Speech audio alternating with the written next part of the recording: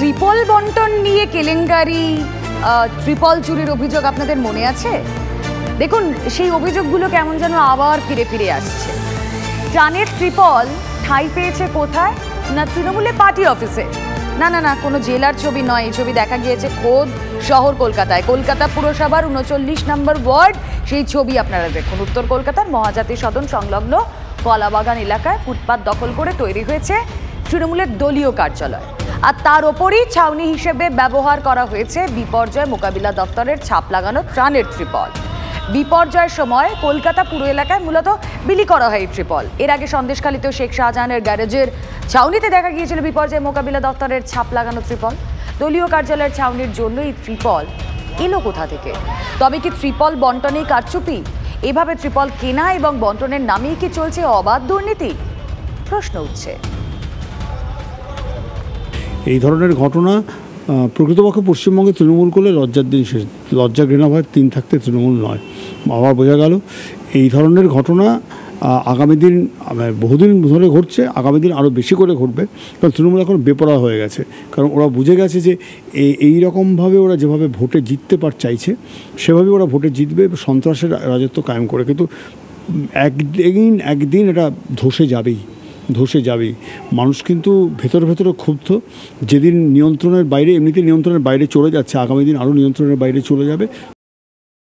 তৃণমূল দলটাই চোরে পরিণত হয়েছে। আমি বলছি যে তৃণমূলের সবাই চোর। আগে শুধু আমরা বলতাম, এমনটা নয় আজকে আর। এখন মুখ্যমন্ত্রী স্বয়ং বলছেন, ববিটাকে বলেনি, ও বলছে সুজিত চোর, তারপর হচ্ছে অরূপ চোর, গৌতম দেব চোর, কাউন্সিলররা চোর, ওসি চোর, আইসি চোর, এসডিপিও চোর, এসপি চোর, আর শুধু পুলিশ মন্ত্রীটা সতীলক্ষ্মী সৎ।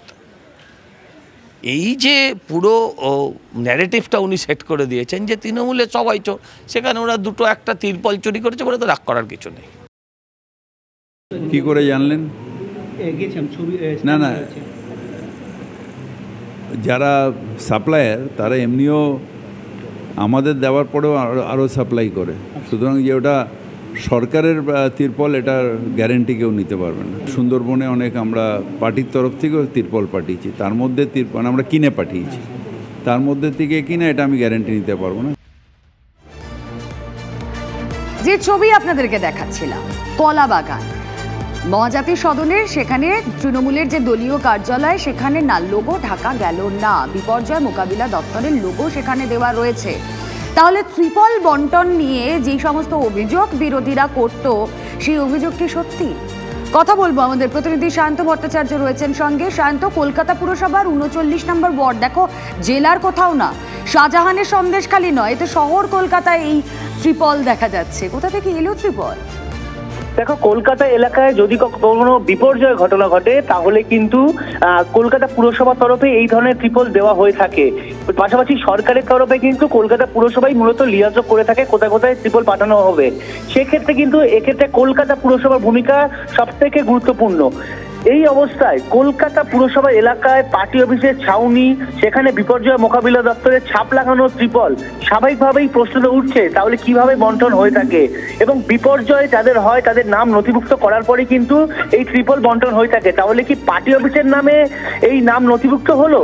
যেভাবে ত্রিপল যদি কোনো পার্টি অফিস বা দলীয় কার্যালয়ের ছাউনি হিসেবে ব্যবহার হয়, তাহলে যারা সত্যি বিপর্যয় তাদের কাছে ত্রিপল পৌঁছাবে কি করে?